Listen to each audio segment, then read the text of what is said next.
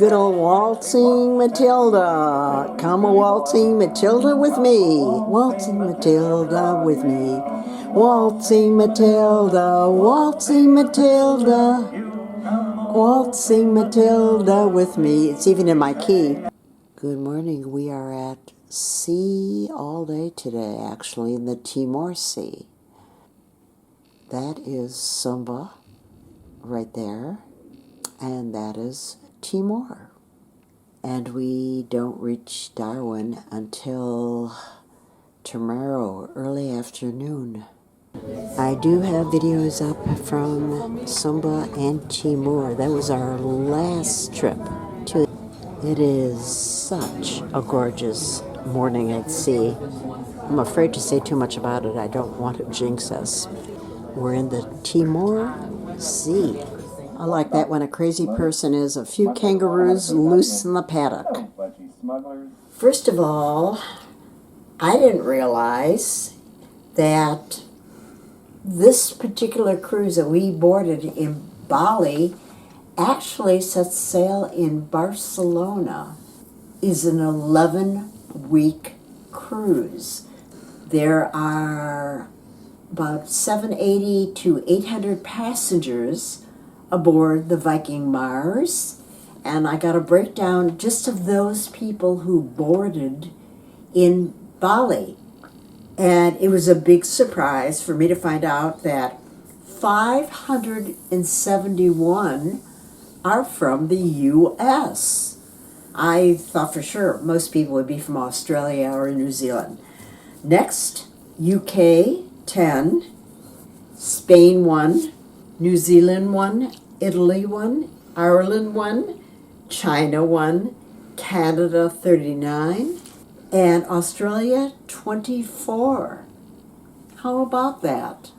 Quite a few of my viewers have asked at one time or another why we sail with Viking, what we like about Viking, and I can just give you one story about the care that they take for their passengers. We were in Rincha, hotter than a son of a you-know-what, felt like 101 degrees. Viking had hampers of water all along the boardwalk for our passengers, and wet towels, and a nurse from off ship. It was a really good thing because Steve was not the only one who had a touch of the sun, a big touch of the sun, and felt very ill. They took his blood pressure, pulse, kept monitoring him, put wet rags on the back of his neck, insisted on taking us to the infirmary when we came back just to check his vitals one more time, and helped us to the cabin. That is really being proactive and thinking ahead. Such great care of their passengers, and this is why Viking Line is one of our favorite cruise lines. Tomorrow is a full day at sea. Got a long way to go before we get all the way around Australia, the northern coast of Australia. Located north of Australia, the bed of the Arafura Sea holds a key to the earliest human migrations. Around 18,000 years ago, during the Ice Age period, sea levels were much lower, and the floor of these waters formed a dry land bridge linking Australia and New Guinea. Entire populations easily walked from continent to continent, exchanging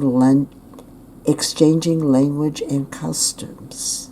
And in centuries past, wooden sailboats from Indonesia, Makassar, sailed these waters in search of sea cucumbers. Well, today's day at sea, we have officially left Indonesia.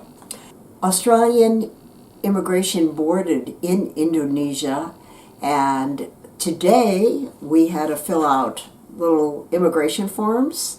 They swiped our passports and gave our passports back to us.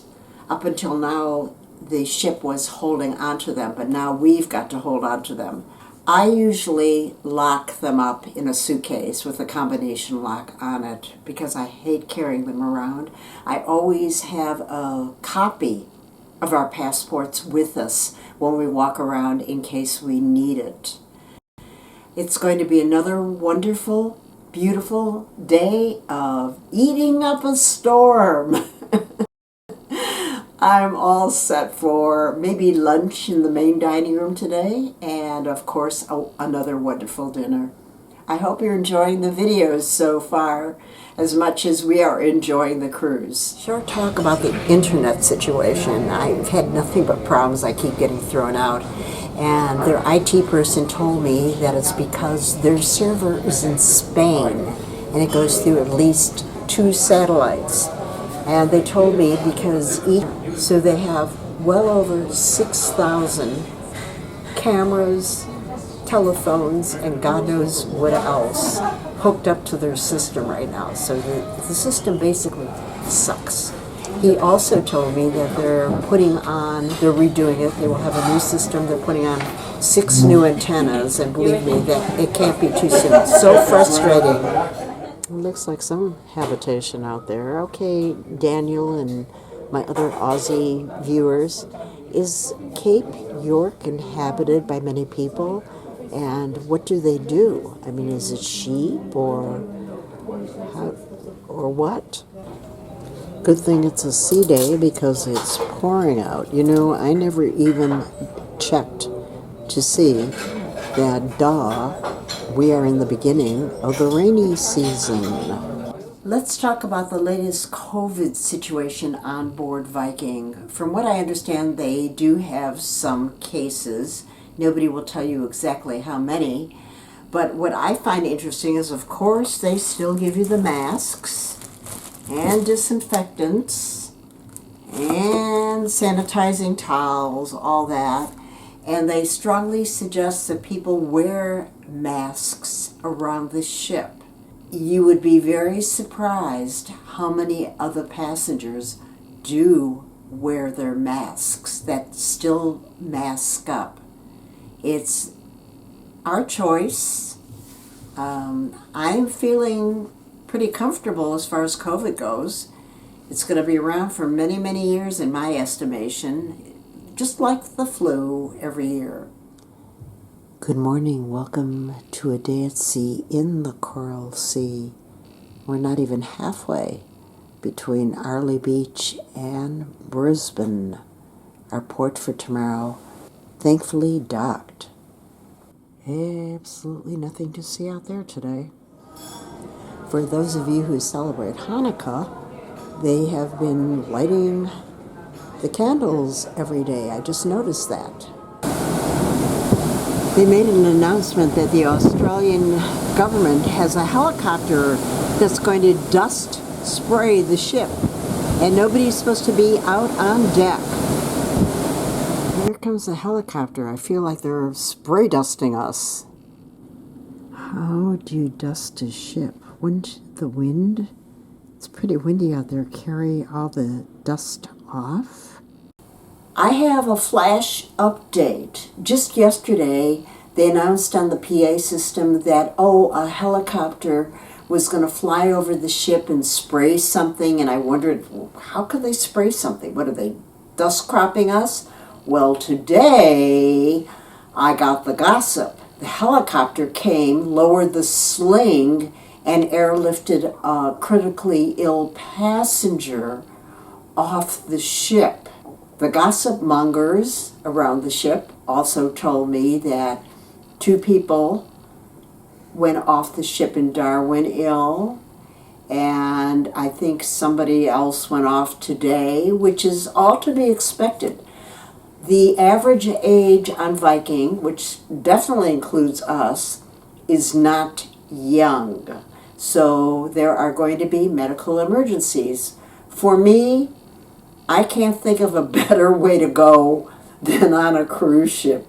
Let them bury me at sea. That's not a bad way to end up. Captain just made an announcement. We're halfway to Brisbane, but I find it interesting that we pick up the pilot boat at 3 o'clock in the morning and dock in Brisbane at 8 o'clock. I never realized a pilot boat accompanies us for such a distance. How about that? Vincent van Gogh cut off his left ear after an argument with Paul Gauguin on December 23rd. Well, that's a day to remember.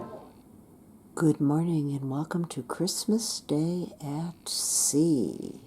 We are on our way to Newcastle. Well, even though today is Merry Christmas, you will probably not see this video until February. So happy Valentine's Day. Happy Martin Luther King's Day in January. Happy President's Day? I don't remember. Happy all the days.